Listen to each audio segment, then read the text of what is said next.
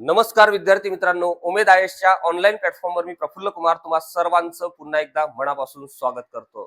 एक जबरदस्त अशा पद्धतीची किंवा काही विद्यार्थी मित्रांसाठी ही निश्चितपणे आनंददायी तर काही विद्यार्थी मित्रांसाठी धक्कादायक अशा पद्धतीची अपडेट आहे. अपडेट काय आहे? महाराष्ट्र लोकसेवा आयोगाने आज विविध पदांच्या संदर्भामध्ये नोटिफिकेशनचा धडाका लावला आणि महाराष्ट्र लोकसेवा आयोगाने वेग धारण केलेला आहे आपल्या सगळ्या कार्यपद्धतीच्या संदर्भामध्ये.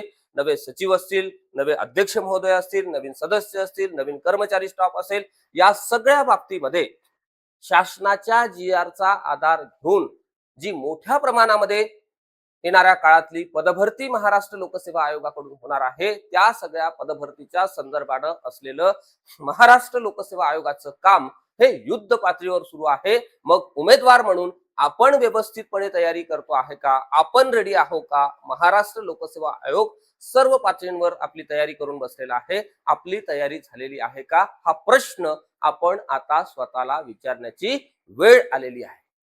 जर आपण अजूनही पूर्व परीक्षेच्या विचारातच असेल किंवा पूर्व परीक्षेमधल्या प्रश्नांच्या बाबतीमध्ये चर्चा करतच असाल तर आपली चर्चा सुरूच आहे, आपले संदर्भ चाळणं सुरूच आहे, आपली चर्चा सुरूच राहणार आहे. मुख्य परीक्षा सुद्धा होऊन जाणार आहे.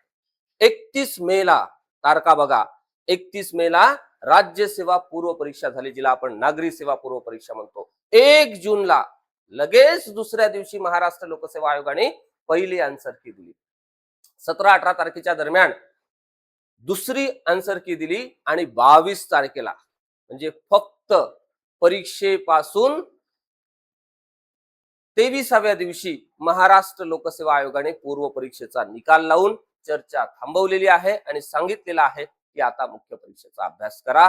आणि ज्यांनी गेस केलेलं होतं की 80 पर्यंत निकाल येतो, 82 पर्यंत येतो, 84 पर्यंत येतो, फार फार तर 90 येतो, 90च्या वर जात नाही, असं वगैरे काही नाही आहे. एक नवा वर्ग खूप चांगल्या पद्धतीनं या सगळ्या परीक्षांसाठी तयारी करतो आहे, ही बाब लक्षात घ्या. म्हणजे मी खूप जुना आहे, मी खूप अभ्यास केलेला आहे, या अगोदर मी पूर्व परीक्षा पास केलेल्या आहे. त्या पूर्व परीक्षा, त्या काळातल्या परीक्षांचा पॅटर्न आणि आत्ताचा 2025 पासून बदललेला नवा पॅटर्न यामध्ये खूप मोठं अंतर आहे, ही बाब इथे लक्षात घ्या. म्हणून व्यवस्थित कॉन्क्रीट अशा पद्धतीचा अभ्यास जर तुम्ही करत असाल तर आणि तरच राज्यसेवा 2027चं स्वप्न पहा. अन्यथा ग्रुप बी, ग्रुप सी किंवा दुसरं कुठलं एखादं पॅरलल छोटं मोठं पद मिळते का, यासाठी प्रयत्न करा. राज्यसेवा हा आता खूप सिरियस गेम झालेला आहे, ही बाब इथे लक्षात घ्या. म्हणजे मी लास्ट इयरच्या मेन्स पासून सुद्धा तुम्हाला सर्वांना सांगतो आहे की ही परीक्षा युपीएससीच्या धर्तीवर टप्प्याटप्प्याने जाणार आहे. पुढच्या 3-4 वर्षामध्ये युपीएससी आणि एमपीएससी मध्ये कुठेही फरक आपल्याला दिसणार नाही, हे माझे शब्द तुम्ही या ठिकाणी लक्षात घ्या. मी इतकं जाणीवपूर्वक तुम्हाला का सांगतो, याचं कारण असं आहे की आता कॅन्डिडेट म्हणजे कॅन्डिडेटच पाहिजे, ही बाब इथे लक्षात घ्या. महाराष्ट्र लोकसेवा आयोगाने सुद्धा ठरवलेले आहे आणि शासनाचं सुद्धा मत आहे की महाराष्ट्रीयन मंडळींचा टक्का हा युपीएससीत वाढावा. यासाठी महाराष्ट्र सरकारनं युपीएससीच्या धर्तीवर महाराष्ट्र लोकसेवा आयोगाला ज्यावेळेस अभ्यासक्रमाच्या संदर्भामध्ये कमिटी बसवली होती आणि कमिटीने सांगितलेलं होतं की जर आपला टक्का वाढवायचा असेल तर युपीएससीच्या धर्तीवर आपला सिलेबस सुद्धा असायला पाहिजे आणि निश्चितपणे तशा पद्धतीचा सिलेबस हा 25 पासून लागू केला. आता ही आपली दुसरी परीक्षा आहे.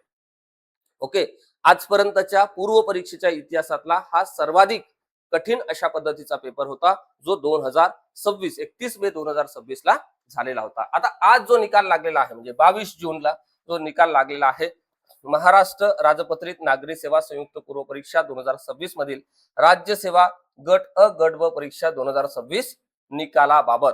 ओके, चला, पूर्व परीक्षा जाहिरात आलेली होती 24 डिसेंबर 2025 ला. ओके, त्यानंतर 31 मेला ही परीक्षा झाली. 31 मेला काय झाली? एक्झाम झाली. 1 जूनला फर्स्ट आन्सर की झाली आणि 17 जूनला आपल्याला दुसरी आन्सर की आली. त्यानंतर 22 जूनला, आज 22 जून आहे, 22 जूनला रिझल्ट लागलेला आहे.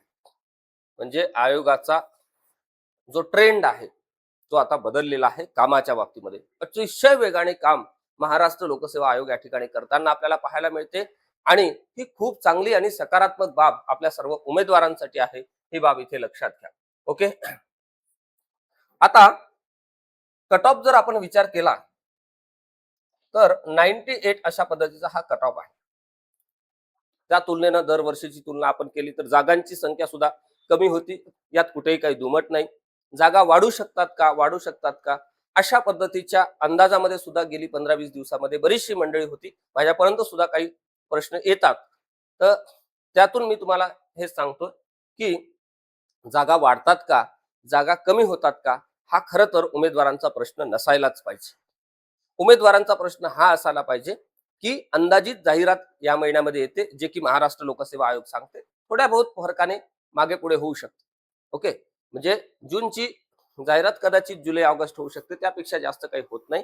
आणि परीक्षा सुद्धा फार फार तर 1-2 महिन्यानं काही कारणास्तव लांबू शकते, दुसरं काही कारण नसते. मग आपण फोकस कुठे करायला पाहिजे, आपण परीक्षेची योजना आणि अभ्यासक्रमावर फोकस करायला पाहिजे. अभ्यासक्रमाचे घटक, उपघटक, विषय कोणकोणते आहे, त्यासाठी लागणारे संदर्भ ग्रंथ, त्याचे सगळे काही पीवायक्यू, त्यावर केलेला अभ्यास, त्याच्या नोट्स आणि त्याची प्रॅक्टिस, यावर सातत्यानं जर आपण अभ्यास करत असाल तर मला असं वाटतं की सिंगल अटेम्प्ट मध्ये ही परीक्षा पास करता येते.